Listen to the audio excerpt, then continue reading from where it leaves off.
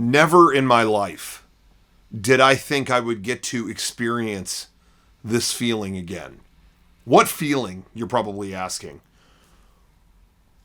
Could it be nostalgia? Well, that's silly. Of course, lots of nostalgia all the time, coming from all sorts of entertainment sources. No, a specific type of nostalgia. Is it because I just saw The Matrix Resurrections? Gotta get the plural in there. And, their various revisitings of classic scenes from The Matrix make me feel nostalgia? It's not quite that either. It's that I'm here talking to you about a new Matrix sequel. Right after I was online looking at theories, any hidden things in different scenes in the movie, and just in general, kind of peeling away at this new Wachowski-made Matrix chapter, while everyone on my social media feed is pissed off that they wasted their time on it. This is a feeling I felt as a teen in the early 2000s, as I was obsessed with the Matrix sequels, and I just felt like, I know they weren't for everyone, but I felt like, no, there's something here. They're being misunderstood. And I watched them again and again and again, and I got more out of it every time, and I watched all the behind the scenes, and I read stuff online to see if people found anything interesting. That was a really formative time. I truly, legitimately, never thought I would have that experience again. But here we are. Except now I'm on Twitter and Instagram, and I'm not on LiveJournal. So it's a little different than the first time. It's happening just like before. Well, not exactly. That was Agent Smith. Check out Matrix Reloaded. So, The Matrix Resurrections. What did I think about it? I fucking loved it. I loved it! I'm not gonna say that I would recommend it to everyone. There's a lot of people I wouldn't recommend it to. I don't think they made some kind of slam dunk for all audiences, nor did I want that from this. As a fan of The Matrix, and as a fan of, and I mean, when I say The Matrix, not just the first movie, I do think, and I'm not calling anybody out necessarily watching this, I do think there are a lot of people who have this vague idea of what the Matrix series should be from the memory they have from a million years ago of watching just the first one. No, I was a fan of the whole thing. The movie trilogy, the Animatrix, the comics, all of that stuff. As a fan of that, and as a fan of the Wachowskis in general, I was eating good. But it wasn't perfect. I mean, there are things I would change, things I didn't care for, whatever. But in general, my general thought on it was, I never thought I would get to go back to this place. I got one more chance to. The story is over, and this movie acknowledged that. It didn't really, and I'm going to get into spoilers in this video, by the way. So if you haven't watched it, you turn this off, go watch The Matrix Resurrections. Can't talk today. But movie didn't even try to be the next chapter in the Matrix saga. It was purely like an afterthought. And I mean that in a good way, in a way that I remember even the idea of a Matrix 4 always seems so funny to me, because what are they doing after the last two? Like, they went as big as they could, and I felt like expressed every idea, wringed every bit of philosophy out of any character that was in the damn thing. I didn't know what else they could do, and they certainly couldn't go bigger. So to me, anytime somebody said, hey, you think there's going to be a Matrix 4? I was like, yeah. Like, that just seemed comedic. And then we got Matrix 4, and it was comedic. And they knew it, and they owned that. It's like my friend Casey texted me about what he was thinking about the movie. He saw it, and I actually thought he summed this up really well. He's like, I went into this thinking this might be a mess, but I feel like the movie was pretty consistently looking at me through the camera going, this is a mess. It's a mess. You know, like, I didn't feel like they weren't aware of that. And they didn't try to make this the thing to top the trilogy. In fact, it was a lot of looking back at it. Like, they literally would show you parts of it like, look what the fuck we pulled off 20 years ago. Look at that shit. And this movie was more of a statement on where are we now? What's changed? Are we better that all came out? How do we feel about this stuff now? And what's the state of kind of media in general? I felt like with Matrix 2 and 3, the most important thing was the lore and the story of the Matrix. How deep can we go down the rabbit hole? You know, and what's going to happen to the survival of humanity? And what's going to happen to, what's the fate of the Matrix? Do we wipe out machines? But if we do, are we wiping out a part of ourselves? Do we need machines and they need us, kind of thing? What is going to happen in this cataclysm? It was the story of the Matrix, as far down the lore hole as you can go. That was not the case with this one. It was never even trying to be about that. This movie, I felt like, was, okay, we did that. We're done with that. But the Wachowskis, or maybe just one Wachowski, Lana,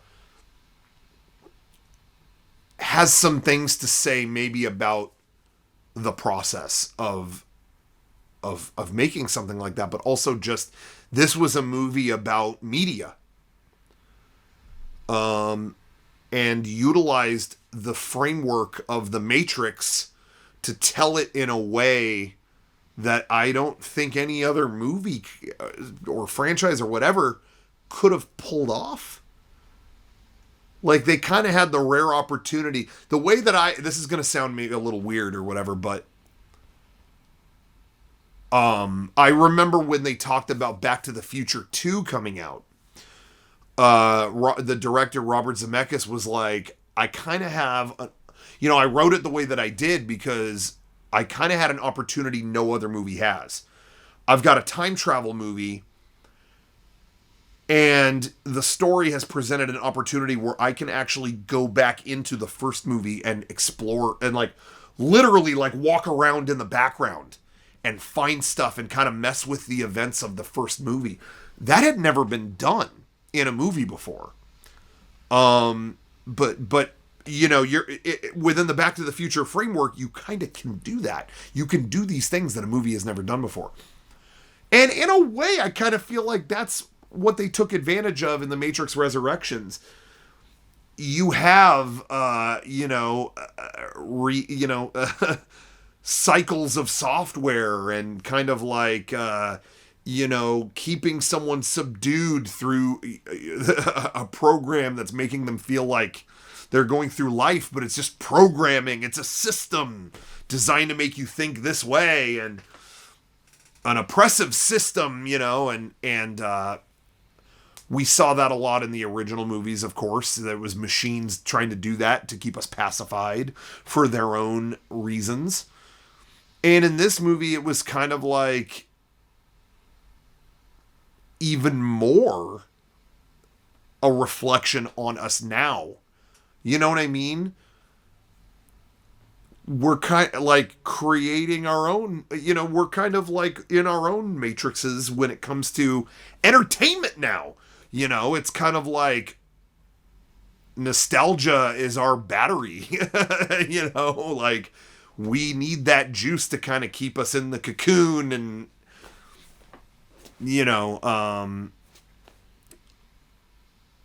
they can kind of make a statement on that within the framework of the Matrix. And I thought that was kind of cool about where media is at right now, both with nostalgia, movies, reboots of movies, the studio system, but also that's all kind of like on the corporate side.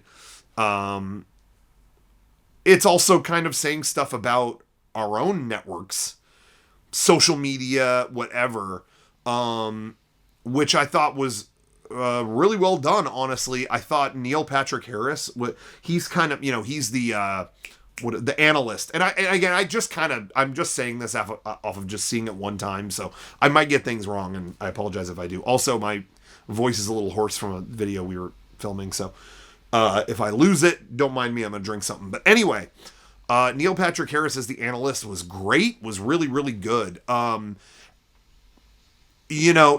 system isn't really like the old Colonel Sanders looking motherfucker anymore, It's the Silicon Valley douchebag.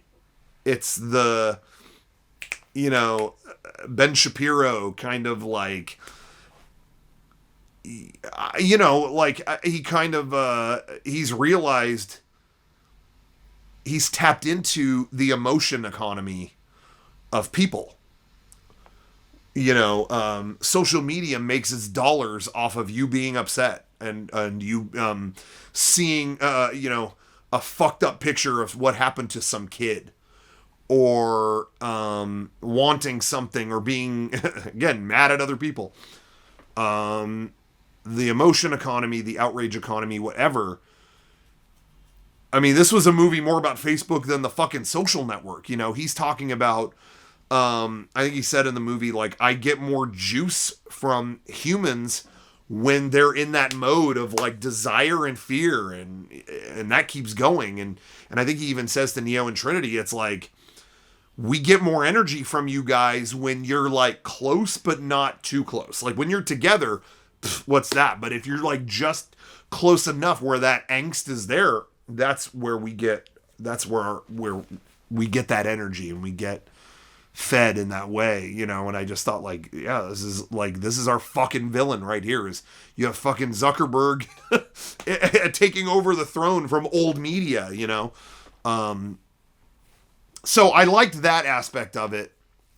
As a Matrix movie, there was great stuff. I really was worried that they were going to ignore 2 and 3 a little bit, because again, like, everyone loves that first one, but 2 and 3 have just always divided people. I was nervous they were going to go, yeah.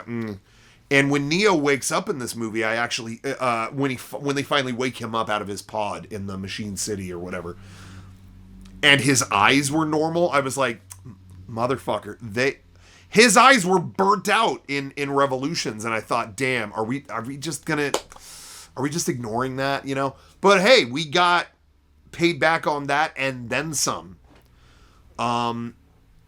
They showed them rebuilding his body and stitching eyes back together and doing all this crazy shit over the course of decades, which was a crazy scene for him and Trinity, doing that to both of them.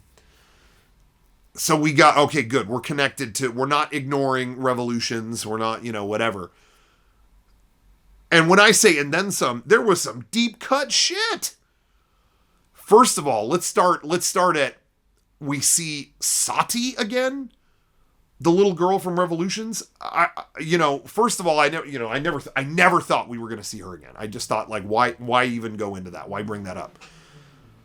But it ties into what I'm happy to report from seeing it is this movie wasn't afraid to be dorky. Like 2 and 3 got kind of dorky. Like when you go, like when you're watching Reloaded and they go to that first scene of the commanders and the generals or whatever of Zion all in that office talking about their plan. It really starts to feel like the Matrix TV series. And I'm saying that as a fan. I love it. But it's not effortlessly cool like the first one, It's like the air kind of leaves the room. It's like, okay, this is a Matrix TV series, kind of. Again, I'm not complaining. I like it. I really thought this movie's going to avoid that. Nope, it doesn't avoid that. They're going back to, it's not Zion anymore. It's Io. And we're going there. And you remember Niobe, and she's got the old makeup, and she's telling her, spinning a yarn to them and all that shit. It was incredible. So it wasn't afraid to get dorky. That was, to me, the most refreshing thing. when I felt like, oh, this movie's getting dorky, I was scared they were going to be afraid to do that because people had bullied them out of doing that, you know? But they didn't. It was glorious. Anyway, but yeah, so talking deep cuts here. Didn't think we would see Sati again. Definitely did not think we were going to get the answer to what her parents were created to do or went on to do from Revolutions. You know, Neo has that incredible conversation at the beginning of Revolutions with him, with Sati's dad, about karma and about love. Which, man, when you watch that now, if you use that movie, if you're looking at it with the trans allegory thing, or with you know, it talking about maybe like just relationships to whatever in general, it's so interesting in that framework, watching that conversation with the family at the beginning of Revolutions, where he says, like, I love my family. It's, you know, it's a family of programs. You know, I love my family very much. And Neo's like, you programs love each other? Like, that's a human thing. And he goes, no, it's not. It's a word. Like, what matters is your connection to that word. Kind of like, you know, motherfucker, why are you telling me what love is and who I am allowed to love? You know, it's like they did it through dorky means. They got that in there, and that was like, I don't know. I always really liked that scene. It's kind of like, yeah, there's a lot of crazy kung fu shit happening in these movies, but let's take a minute and talk about like what love means to us. I don't know. I'm sappy. I liked it. But I never thought we were going to get more to them, like what they ended up doing for the Machine City. So that was really like special to me. And that was a deep cut. Again, Niobe coming back. That was pretty incredible. Merovingian! The Merovingian shows up again, and he's all like, yo, you know, you fucking ruined everything, dude.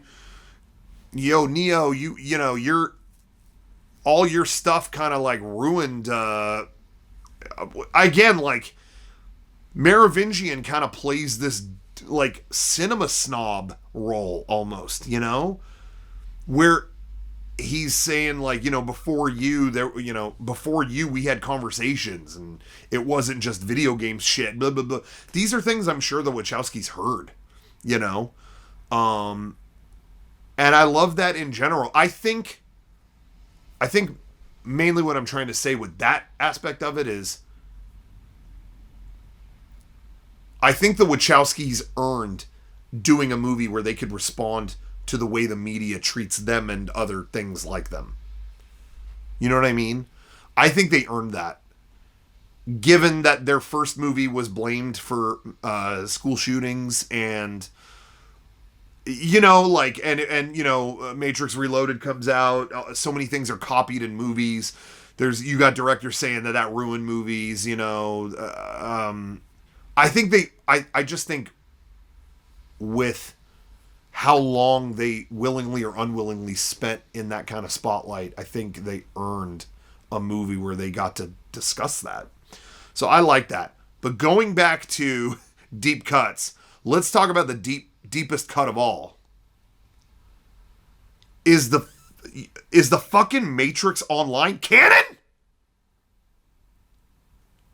It is, right? Did that just fucking happen?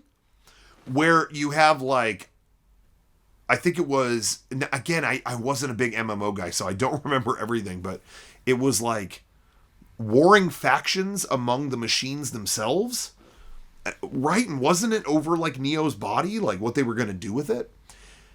And then Morpheus gets involved in that or whatever, and he gets killed. And they fucking held to that. They go and see a statue of Morpheus up there. Yeah, he passed away, you know. And Niobe's talking about seeing the wars amongst, you know, machines. It's like, it's not really about like black and white, this side or that side. It's like there's problems among every side. You know, and It's just problems with life and intelligence. There's a lot of issues there. And I think that was all stuff touched on in the MMO. I'm truly in disbelief. I never thought that would happen. But I just really, again, I love the deep cuts. They made me feel valued as a lifelong fan of the entire trilogy. That was really cool. I think, though, for me, like I said, I think the plot or the lore or whatever of the Matrix was really just not the priority on this. And neither was, for better or for worse, neither was action. I don't think they had any interest in making this like, again, they flash back and show you parts of the older movies like, yeah, we did all that. And it's meant more, sort of in the way that Rebuild of Evangelion was, kind of. It's sort of more about the reflection on the material rather than like carving a new path with, oh, we're going to go bold with this one and it's going to be the next chapter. It's more about kind of reflecting on the material and the impact of the material. Sorry. And in that way, like, it set it out as something different than the rest. And I really appreciated that. But how incredible. I'm always, the movies that get the most points for me, even if they're not the best, are the movies where I go, damn, they gave you the money. Like, somehow you got through the system and pulled that off. You should have been stopped here and here and here and here, and you weren't. You got through. And I thought that so many times during this movie where, he's led to believe that he's Neo, I'm talking about, Thomas Anderson, is led to believe that, he's this game programmer and that the Matrix is all kind of this fictional thing that he did. Which, by the way, I really enjoyed when they showed his office. He had all the figures that I do from the Matrix. He had all the McFarlane figures from when the sequels came out. That was killing me. I was like, I feel a little bit attacked there, but that's okay. Oh, I also, if you would have told me 20 years ago, or, well, actually not 20, recently, if you had told me ever that there would be not only a Matrix 4, but that Jeff Keighley's Game Award would be full screen in it at one point, I would have said you were loco. Anyway. So, but he's a game designer, whatever. And man, I loved all those meetings he was having at the beginning where, people associate the Matrix with originality and being cool or whatever they said. So keep that in mind, okay? We've got to reinvent, the Matrix reinvented things. We've got to reinvent it again. Well, what about this? What about that? Those were all, I totally have no doubt, meetings that the Wachowskis had. And the fact that Warner Brothers is straight up named in this movie as like, yeah, they're giving us the opportunity to make it, or they're just going to make it without us. Holy shit. They got the money to film that from Warner Brothers. Oh my God. Like, that was really incredible. That got through, and that's in theaters, distributed by Warner Brothers. That made me so happy. It was like every reason to not do it was told to you at the beginning, Every reason this is stupid was right there. And they showed every little annoying thing along the way. Because at first when the movie started, I was cringing a little bit like, is this the whole movie? Like, what is this going to be like? But as it went on, it paid off to stick through it. I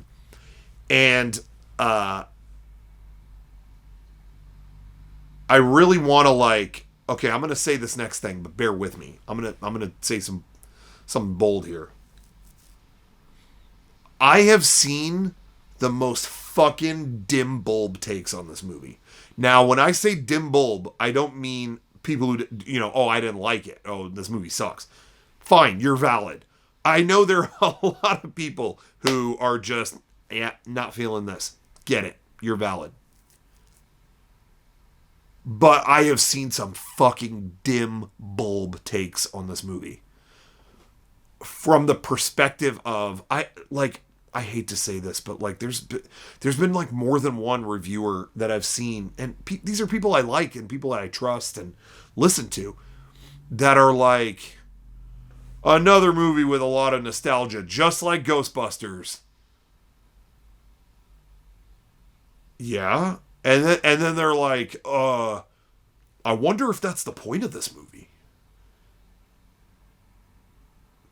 You think? Like, I've heard that from multiple people that have been like, oh yeah, I wonder if they're trying to tell us about reboots and nostalgia cycles being bad. 5 minutes into 2 minutes into this movie, they're watching a scene from the original movie through a hole in the wall. These new characters are watching the scene play out and going, why would they make a new thing with old code? Is that what, I can't remember exactly what she says. Or was it, why would they make an old thing with new code? Either way, they're watching this happen going, why is this happening? And as it goes on, again, like, yeah, they're revisiting a lot of moments. They're bringing up a lot of old stuff.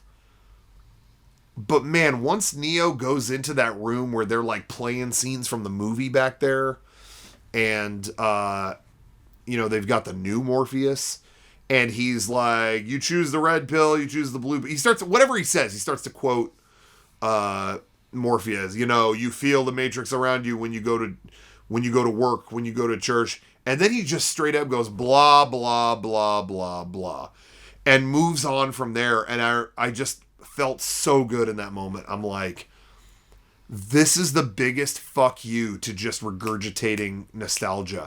And of course they kind of do it along the way. And which I will say, I don't feel like there's anything inherently wrong with pulling some nostalgia for, we're revisiting the Matrix for the first time in 20 years. You're gonna put stuff in there that makes you go, oh, we're back here. I don't begrudge Star Wars for doing that either. Now, you do it too much, or you rely on just that. That's more the problem, I wasn't like miserable during that new Ghostbusters, but that was a movie that kind of like leaned on that. You know what I mean? If every movie's doing that, then you're in a poisonous situation, kind of, and we might be there. I don't know. But I mean, the fucking dude is literally quoting the movie and going blah blah blah blah blah blah, like they're all as completely over this type of cycle as you are. I just keep seeing reviews that are like, they did the same thing as Ghostbusters. This was the same thing? Them just showing you props from Ghostbusters, them bringing in the other Ghostbusters, and having no commentary on that whatsoever. In my eyes, is not the same as this movie that is constantly like putting that in your face and going, are we doing this? Is this okay? This is kind of gross, maybe, like, I don't know. I thought there was a lot of like current and responsible messaging about that stuff, about, the nature of all kinds of things. As I mentioned before, social media and just the media in general. And, there's a point where Neo says, he's like, I did all that stuff, and I'm thinking back to all that. And it makes me kind of sad. Like, I feel like the Matrix won. Like, here we are doing this. Like, did it mean anything? I feel like the Matrix won. And I forget who says it to him, but they're like, there's... what you did absolutely counted, because you paved the way for what we're doing. And we're, kind of in a way, again, I just saw this once, so I might be wording all that totally wrong, but it's kind of like taking a moment to be like, look, you're never going to solve everything.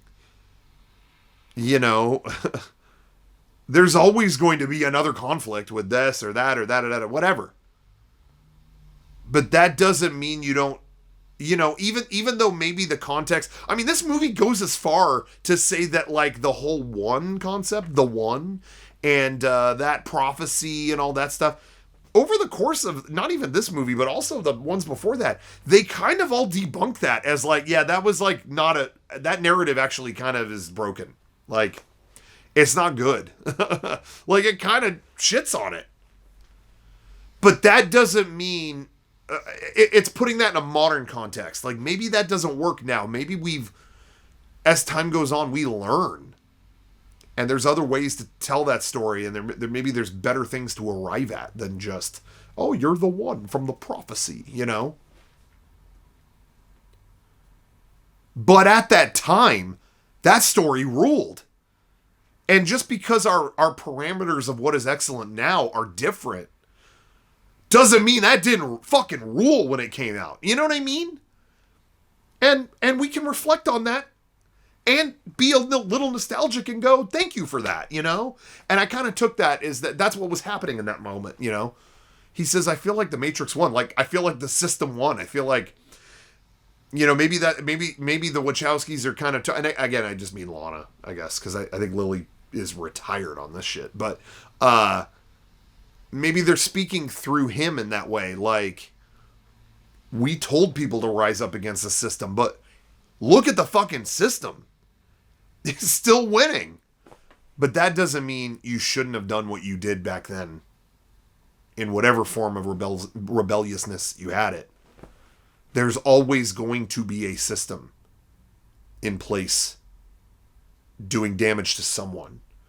And you just have to do your best to assuage that the way that you can at that time. You know what I mean? There's always going to be some cause. It's why people didn't accept the utopian matrix that Smith talked about in the first one. It's like, that isn't real. We got to make things as good as we can in the way that we can do it. But it's never gonna. Things aren't ever gonna be perfect. This is what we do: is we try to chase making everything better for everyone as much as we can. But there's always gonna be some conflict to go through and some battle we have to fight. So I kind of liked that moment as kind of like letting Neo know, like, even though we say this or that, doesn't mean what you did wasn't valuable. I really liked that. And let's talk about that. The concept of the one. They kind of challenged that notion of like, it's, is it really about just you being a chosen one? It's kind of, it's kind of more about, I think Smith, the new Smith that shows up in the movie, doesn't he say something kind of like, it could have been any of, the one could have been any of us. Could have been anybody, like it emerged, that thing emerged within you, but it could have been anybody. And to that end, it's kind of like, yeah, where does it begin? Like, are you're just a chosen one? That's it? Or is it like you're inspired to be that, I thought the angle they took with this one was really awesome, where it was kind of like, he didn't do any of that alone. And Trinity really was the force in his life that got him to be what he was. And I like that this movie kind of took that route, which is like, hey, great things don't exist with you unless it's kind of both of you, And it's, yeah, okay, that works from the love story angle, but it really is true. It's like, it's inspiration that makes you who you are. And finding that connection and connecting to this thing that makes you who you are, and listening to what inspires you, listening to it and giving yourself to it. That's what makes you do great things. And for him, that was Trinity. And I liked that it was kind of like, who is the one now? It kind of doesn't matter. Is it Neo? Maybe, but she's just as much the one as he is, because she's the reason he ever got to feel that way. She was responsible for so much that she's just as much the one as him, and I really like that. And I'll take it a step further, and I wonder, and I haven't fully thought this through. I haven't fully fleshed this out. But I also wonder if there is the trans allegory is kind of alive there too, or there's something layered there as well. Especially with the end of the movie. There you have Neo and Trinity there, and she's the side of this that ends up having ends up speaking up, Like, you're telling me everything about Neo here, but I'm the side that's doing, I'm who's doing the thinking here, okay? Like, talk to me. And I really love that about at the end. I really love the last scene where he's going like, oh, okay, so you've done all this and the Matrix is this and that and whatever. That's how you'd like it to be. You want the skies to be made of rainbows and all that. Here's how it's going to be. People want this and this. They want misery. They want da-da-da-da-da. Whatever he says. And she just responds, yeah, no, cool. Yeah, cool story, bro. Yeah, rainbows in the sky sounds good. Yeah, I'm going to do that. Yeah. Basically, again, like, everyone's saying, I want this. It should be this. I really think that's Lana Wachowski talking in that moment when she says, like, yeah, cool story. I own this story. I'll tell you what it is. It's not the system dictating what it should be. It shouldn't, this has always been my thing. I'm taking ownership and I'm telling you what makes me happy. I'm going to do what makes me happy. Well, people are always going to want da-da-da-da-da-da-da. Well, you know what? As an artist, I have the power to create whatever I want. And you can be with me or not, but that's what I'm going to fight to do. I really felt like it was her taking ownership of her art.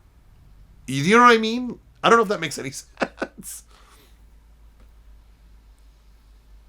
But I really liked that moment.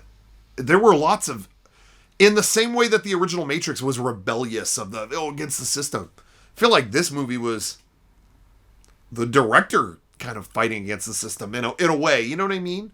I felt that there. I felt like even all of it was kind of a fuck you to the studio system and nostalgia for money and all that stuff. That was definitely through the whole movie. But I also kind of felt like there was almost anti-Marvel vibes, even with like, she finally learns how to fly. She flies. Oh shit, she's got Neo. And then here comes the helicopter. Oh shit, this is when it's going to go down. Here's your superhero moment. And what does she do? Bye. Not interested. Not taking the bait. Oh, well, here's where you want to set up for da-da-da-da-da-da. Nope. I mean, the character literally goes bye. She just takes off. We don't get the final battle or anything at all. It's like, oh, I'm flying. I learned now I had my superhero moment. Here we go. Nope. Yeah, see ya. I'm going to go put some rainbows in the sky because they make me happy. They make me happy.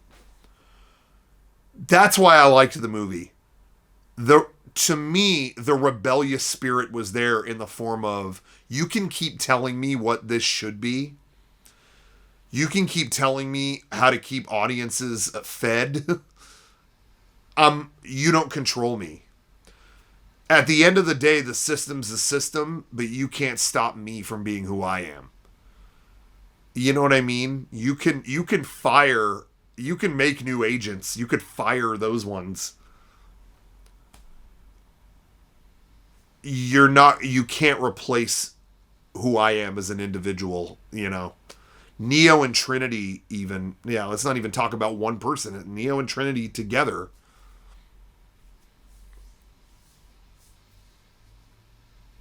have power that the system can't control, you know. I just liked it as its own piece. It really is the epilogue to a weird franchise that ended a long time ago, you know? And in that sense, it really gave me vibes of like Twin Peaks: The Return. I think is a fair, you know, not that they're exactly the same thing, but that same kind of thing where it's like, whoa, 20 something years later, we're back here again. What's left here? Who's still here? And maybe it's time to reflect on kind of what this was in the first place. And maybe we make some statements about it. You know, in a subtle way or not so subtle way. I don't know. I really dug that aspect of it.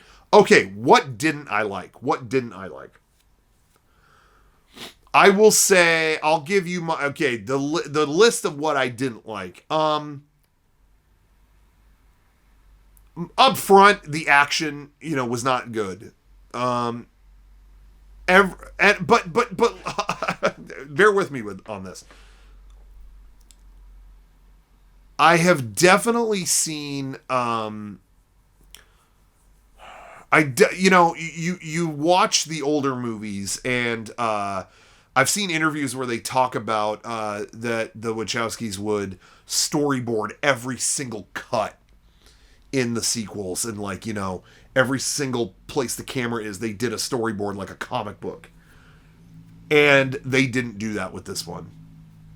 This one was kind of more run and gun. And I think a lot of like the action, I think they had like a lot of second unit help on the action stuff in the other movies, and then they have the stunt people involved. And it sounds like this time it was just Lana Wachowski filming all of it. Like, it didn't sound like they went to that level. And I will say up front, I was like, yeah, I could tell, and it suffered because of it. But I will say that as time goes on, I realize more, they didn't bother with that because that's not what this was about.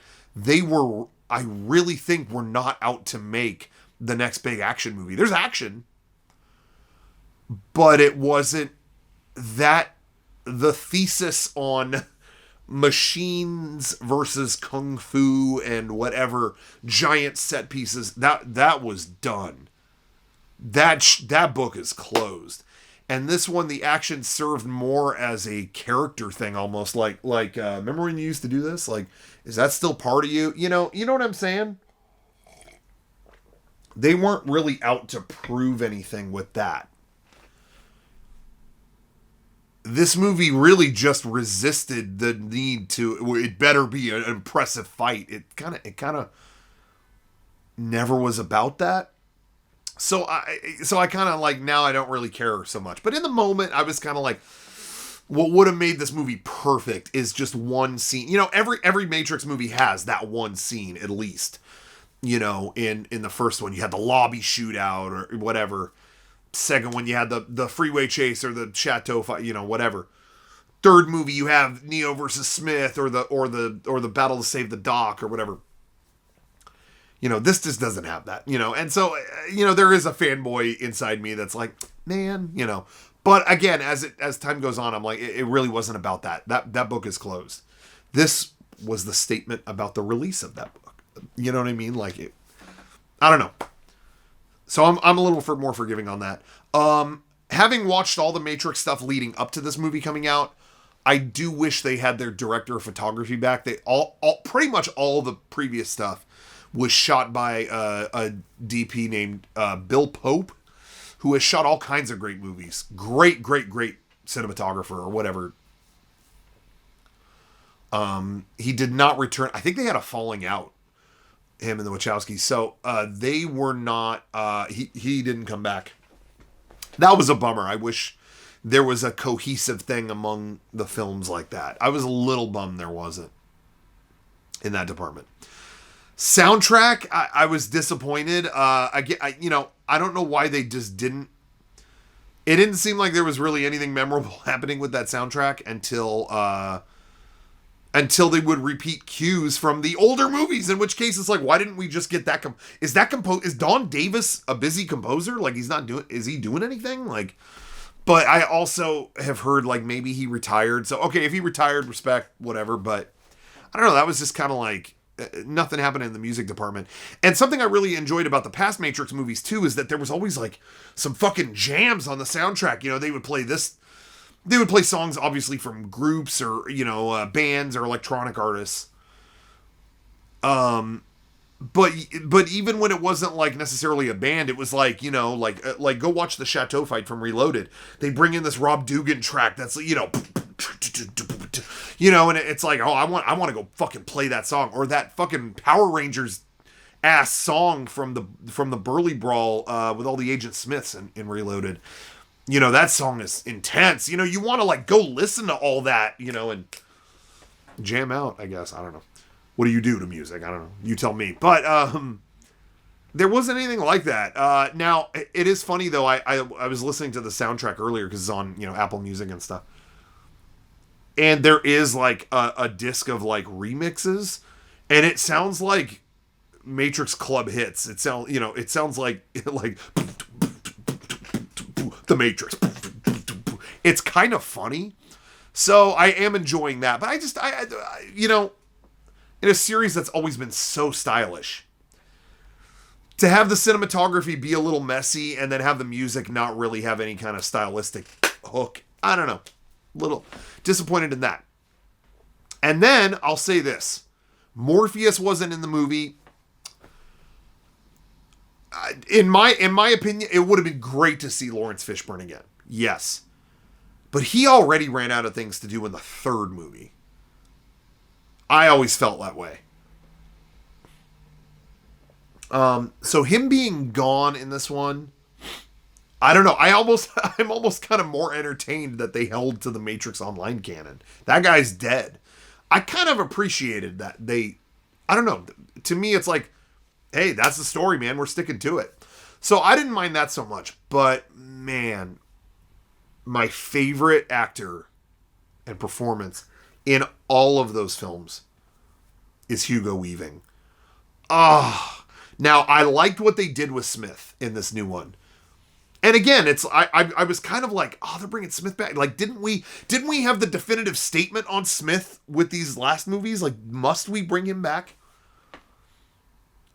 But it was that case of, again, it's like Smith shows up because Neo shows up. Neo, just as he was inspired by Trinity, Neo inspires others. And as long as there is Neo, there will always be Smith. And I liked what they did with this new take on Smith. If it had been Hugo Weaving the whole time, it would have been like, oh my God, we're back to him again. Like, I felt like we kind of needed a clean slate, but they found a good way to bring the character back in a context that made sense. And I like this new guy. He was like King George or something in Hamilton or something like that. I like that guy. I thought what he did with it was really cool. Again, douchebag executive guy. Representative of the system, but he was kind of inspired by Neo bucking the trends and bucking the system. So here he is. We get that Agent Smith, that, force or whatever is back too. And I thought that was cool. But, man, if they had just shown, like in a reflection or something, shown Hugo Weaving just at the end. Because at the end, he's on Neo's side and he's kind of like, I wouldn't have the life I have if it wasn't for what you did. Like, I can hate you all I want, but like, you gave me what I have. If there had been just a minute of Hugo Weaving, that actor, with Keanu Reeves, and like maybe even like pats him on the back, like, thank you. Oh my God, I would have bawled my fucking eyes out. I would have died right there if you had that moment between these two, But we didn't get that. I was hoping for a second we would see Hugo Weaving. I am bummed about that. But that's really the list. You know, other than those things, like, I was along for the ride. I never thought we were going to get fucking Matrix 4. That was the butt of every joke for a while, you know. Actually, let me add one more thing. Another thing I'll criticize. I think the Wachowskis feel like they have to go as weird as possible in everything nowadays. And I think I've loved everything they've done. Jupiter Ascending was not good, but I still kind of enjoyed it, you know? It was a glorious, glorious mess. But I don't feel like they need to use every tool in the box. You know what I mean? There was a couple points where it's like they're getting Trinity out of the pod or whatever. And there's like a dude made of nanomachines and a robot manta ray and a fucking, at one point the dude fist bumps a little fucking shrimpy looking robot motherfucker. You know, it was like, you don't need all these CG things, and we're good. You know, just chill on that. And I feel like the last 5 Wachowski projects have had some kind of important scene that looks like it's green screened onto some rainbowy meadow. And it just looks like shit. You know what I mean? It's like, you know, I think when they're having the briefing with Sati, it looks like they're in a fucking it looks like they're in the last battle of Metal Gear Solid 3. It's like a flowery CG meadow. Just talk in a fucking busted down apartment. Like they did. I think that's what they did in Reloaded. When Morpheus gives the last briefing, they're just in a shitty apartment, but the cinematography looks really cool. It doesn't matter where they are; it's compelling. You know, you don't need this CGI fucking. You know, it looks like you're on the set of Snow White and the Huntsman. Like, get out of there. And I feel like they've done that in the last few things. You know, Jupiter Ascending, they're having this conversation in this fucking CGI Crystal Castle bullshit. Just stop. You're good. Just film it down the street. You're good. Anyway. Maybe for that movie it made sense, but in the Matrix you could do that. You could do it anywhere. Who cares? Anyway, you know, it got maybe too dorky a couple times. I love dorky. I'm glad it was dorky. Maybe it got a little too dorky. I don't know. That's up for you to decide. But I was enjoying it. I was along for the ride. Again, love that we saw Niobe again. Love that Tiffany, is, first of all, let me just say, the fact that they're kind of keeping her captive by traditional female roles was really interesting. The husband and the kids and again, it's like that kind of like, you know, I think even at one point, what's his face, the analyst is like, women used to be so much easier to control. You know, again, it's just kind of like, man, we're just fucking cutting through that. That's like the ultimate prison in a way, you know, that's her Matrix. Anyway, I love that they made her husband Chad, what's his last name? I don't know. Guy who directed the John Wick movies, but he was he was Keanu's stunt guy in the other movies. Like, that was his double. And it's, yeah, okay. Oh, she's married to that guy, the stunt double for Keanu. And they didn't even rename him. It was just Chad. That was killing me. That was really killing me. Yeah, I really liked that. I liked the whole thing. You know, it really felt like a middle finger to the kinds of media systems we have now. You know, it was what it felt like to be rebellious to the system back then. They found that in a new context now. That to me is what the Matrix is about. Yeah, they didn't do as much bullet time. They didn't do as much chateau kung fu. But the rebellious nature of what the Matrix was all about, I feel like is still alive here. It should be impossible for a movie like this to say what it says, but it did. You know, it came out at a large scale. It said what it said. You know, I don't know. I think that's awesome. It's not a perfect movie, you know, and of all the Matrix movies, it might be my least favorite. I don't know, but it was valuable to me. It was valuable. I enjoyed the new Spider-Man, and I think actually the new Spider-Man did a lot of things it could have been a lot lazier on, and it didn't go lazy. Deserves some credit. But everything in the MCU and all that stuff, it's safe. I'm not saying it's bad. I'm not saying you should feel bad for liking it. But I like that a movie like this can come out within the studio system and kind of make fun of that system and make you reflect on what are they feeding you, And is it nutritious? And is it... I don't know. I don't think there's anything wrong with that. It made me a little sad. Again, I feel like it's not going to work for everyone, and I think that's totally fine. But it did make me sad to see people not get that layer of it or feel threatened by that.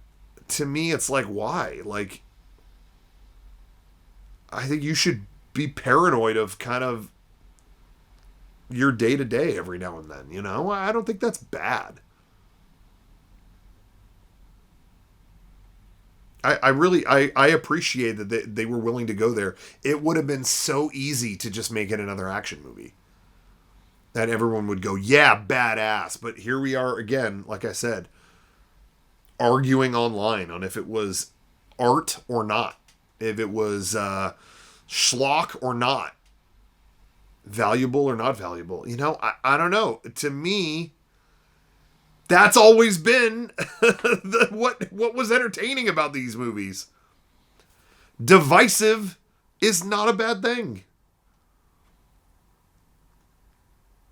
It's Matrix or leave the Matrix, It's, I don't know. I'm kind of like, I love that we're doing this again. I'm very happy. I'm I'm eating good. I'm not eating steak. Because that's not real. My brain knows it, but I'm eating good. This is what I wanted from it, There's a lot of things that could have been cooler.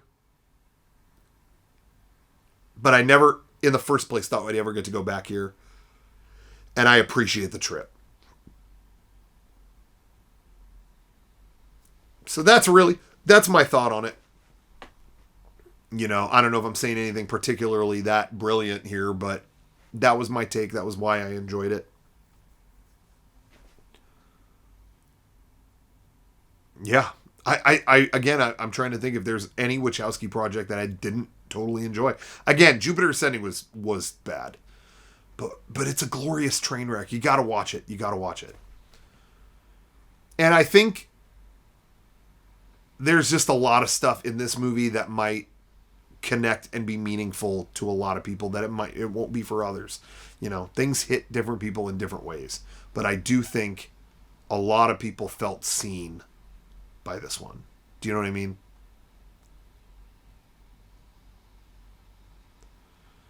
Lots and lots of I'm telling you how it is and how it's supposed to be, and I'm good. I'm going to do my thing. I appreciated that. By the way, did fucking Neil Patrick Harris fucking rip off Dio?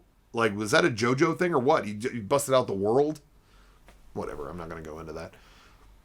But it is interesting, right? I feel like all the Matrix movies have something lifted from an anime series. With that in Reloaded, the fight on top of that truck felt like Vegeta versus Android 18 kind of thing. In Revolutions, it felt very Vegeta versus Goku kind of thing. Lots of Ghost in the Shell-esque stuff in the original movie. I don't know. Who knows?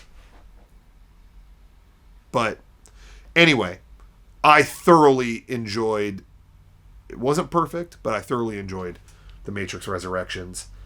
Do they need to do another one? No, probably not. But if they do... I'm there.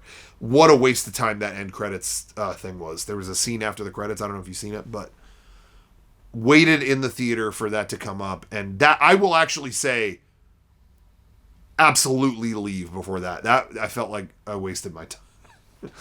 What if the Matrix was cats? This isn't funny. So don't stick around for that. But I appreciated the rest of it quite a bit. Trying to think if there's anything else I missed.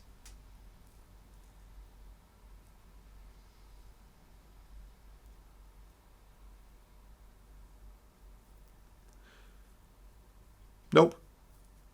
Anyway.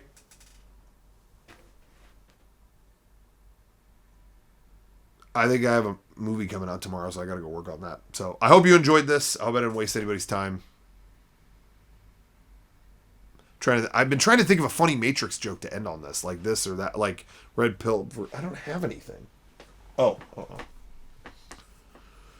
Mr. Anderson. Now I'm just sad looking at him that he wasn't in it. I'm just gonna end this shit. Bye. I'm sorry. I'm emotional.